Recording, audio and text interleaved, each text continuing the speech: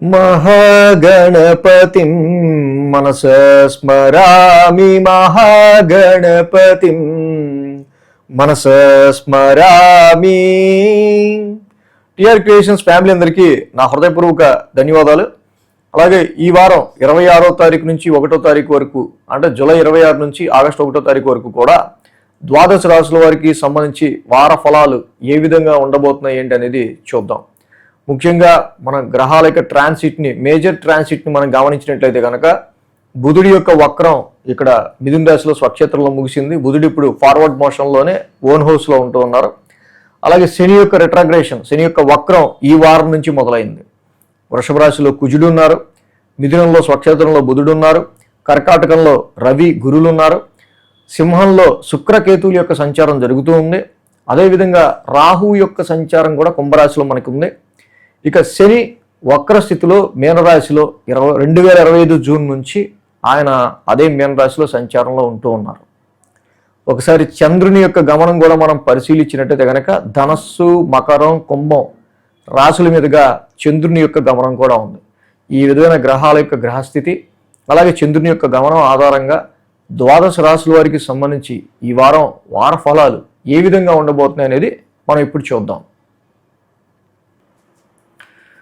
కన్యారాశి వాళ్ళకి సంబంధించి చూద్దాం. కన్యారాశి వాళ్ళకి సంబంధించి చూస్తే కనుక ఈ రాశికి షష్టమంలో రాహు, దశమంలో బుధుడు, లాభంలో రవి, లాభంలో గురుడు, వ్యయంలో శుక్రుడు, మొత్తంగా 5 గ్రహాల యొక్క అనుకూలత కన్యారాశి వాళ్ళకి కనిపిస్తూ ఉంది. సో దీనిలో మెటీరియలిస్టిక్ గెయిన్స్కి రాహు చాలా కారకం అవుతున్నాడు. అంటే ఏంటి అంటే వచ్చే అవరోధాలని, ఆటంకాలని చక్కగా వాటిని మీరు మెట్లుగా మార్చుకుంటూ ఉంటారు. దశమ స్థానంలో బుధుడు రిట్రగ్రేషన్లో ఉన్నాడు మొన్నటి వరకు. ఈ వారం నుంచి ఆయన ఫార్వర్డ్ మోషన్లోకి రావటం వల్ల కమ్యూనికేషనల్ గ్యాప్స్ ఏవైతే ఉన్నాయో ప్రొఫెషనల్ లైఫ్లో అవి చాలా వరకు ఆ కన్ఫ్యూషన్ పోవటం, ప్రొఫెషనల్ లైఫ్లో స్ట్రెస్ తగ్గటం, అథెంటికేటెడ్గా మీరు పని చేయగలగటం, అబ్బా ఇప్పటికిరా బాబు అసలు ఏం చేయాలో చెప్పాడు నాకు అనుకుని మీరు పని మొదలు పెట్టడం, ఇలా వెళ్ళటం వల్ల ప్రొఫెషనల్గా చాలా ఫాస్ట్గా ముందుకెళ్తారు. అలాగే లాభస్థానంలో రవి అద్భుతం, గురువు గారి ఉచ్చస్థితి సంచారం కూడా లాభస్థానంలో జరుగుతూ ఉంది. సో కాబట్టి రవి గురువుల యొక్క లాభస్థాన సంచారం కూడా ఇక్కడ జరుగుతుంది. కాబట్టి మీ బాస్ సపోర్ట్, ఫైనాన్షియల్గా సమ్ ప్రాఫిట్స్ అండ్ గెయిన్స్ మీరు పొందే ఆస్కారాలు. వ్యయ స్థానంలో శుక్రుడు కూడా న్యాచురల్ స్లీప్ ఏదైతే కేతు మీకు మిస్ చేస్తున్నాడో అలాంటి సందర్భాల్లో శయన సుఖాన్ని ప్రశాంతంగా పడుకున్నాను చాలా కాలం తర్వాత అనుకునేటట్టు శుక్రుడి యొక్క ట్రాన్సిట్ కన్యారాశి వాళ్ళకి బాగా యోగిస్తుంది. ఇక్కడ ఈ రాశికి సంబంధించి 4, 5, 6 స్థానాల మీదుగా చంద్రుని యొక్క సంచారం ఉంది. శుక్ర శనివారాలు ఈ రాశి వాళ్ళకి అనుకూలంగా ఉంది. చతుర్థ స్థానం నుంచి చంద్రుని యొక్క సంచారం ఏదైతే ఉందో ఈ రాశి వాళ్ళకి సంబంధించి అద్భుతంగా ఆ రాశి అధిపతి గురుడి ఉచ్చస్థితి సంచారం జరుగుతూ ఉంది. ప్రాఫిట్స్ పరంగా, ప్రాపర్టీస్, ముఖ్యంగా ఫిక్స్డ్ అసెట్స్, వ్యవసాయం, భూములు, వాహనాల కొనుగోలు, అమ్మకాలు, డొమెస్టిక్ లైఫ్, డొమెస్టిక్ ఎన్విరాన్మెంట్లో మీకు కొన్ని గెయిన్స్, చక్కగా గృహోపకరణాలకి సంబంధించి మీకు ఏదైనా గిఫ్ట్లు రావటం కానీ, మీరే గృహానికి సంబంధించిన విషయాల్లో కొంచెం ఏదైనా ప్రాఫిటబుల్గా కొన్ని సిచ్యువేషన్స్ అనేది జరగటం కానీ కనిపిస్తూ ఉంది. అదేవిధంగా వ్యాపార క్రమంలో కూడా కన్యారాశి వాళ్ళకి గురువు యొక్క ఉచ్చస్థితి సంచారం అనుకూలతను క్రియేట్ చేయటం వల్ల వ్యాపారం అభివృద్ధి చెందడం కానీ, గెయిన్ త్రూ మ్యారేజ్, వివాహ సంబంధం మ్యాచ్ కుదరడం ద్వారా గెయిన్ రావటం కానీ ఈ రాశి వాళ్ళకి మనకు కనిపిస్తూ ఉంది.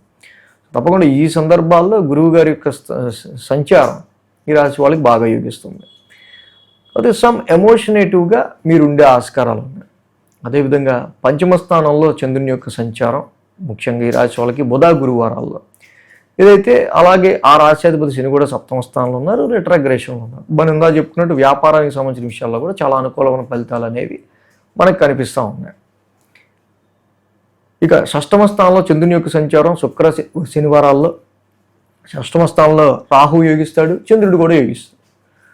సో కాబట్టి ఈ రాశి వాళ్ళు కోర్టు కేసెస్ కావచ్చు, కన్ఫ్లిక్ట్స్ కావచ్చు, వివాదపరమైన విషయాల్లో కావచ్చు, అనేకమైన విషయాల్లో బుధుడి దశమస్థాన స్థితి సంచారం, కర్మస్థానంలో బుధుడు స్ట్రాంగ్ ఉండటం వల్ల మీరు చేయాలనుకున్న పని చేస్తారు. రవి గురుల యొక్క లాభస్థాన సంచారం వల్ల చేసిన పని వల్ల లాభాన్ని పొందుతారు.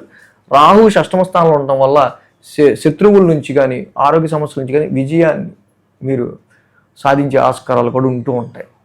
కాబట్టి ఈ విధంగా ఈ రాశి వాళ్ళకి ఏంటంటే మెయిన్ వ్యయంలో కేతు ఉన్నారు, సప్తమంలో శని ఉన్నారు.